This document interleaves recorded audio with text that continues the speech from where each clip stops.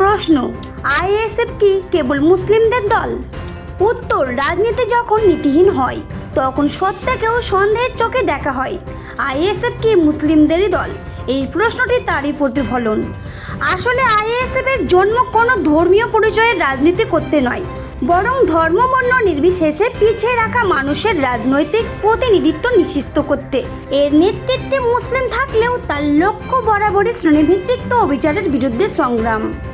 ISF তার জন্মলগ্ন থেকে বারবার বলেছে, আমরা হিন্দু বা মুসলিমদের দল নয়, আমরা তাদের দল যারা সমাজে সবসময় পিছিয়ে পড়ে থেকেছেন।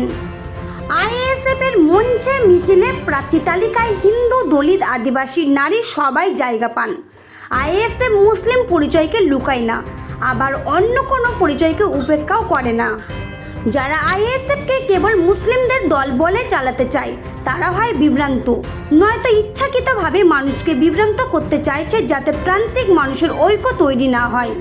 আজ যখন সমাজে ঘৃণার রাজনীতি বাড়ছে, তখন আইএসএফ হয়ে উঠছে সেই বিকল্প কণ্ঠস্বর যা একসাথে বলে, আমরা কারোর বিরুদ্ধে নয়, আমরা নিজেদের পক্ষে। এটাই আইএসএফের মূলনীতি এবং এটাই সব সময়ের সবচেয়ে সাহসী অবস্থান।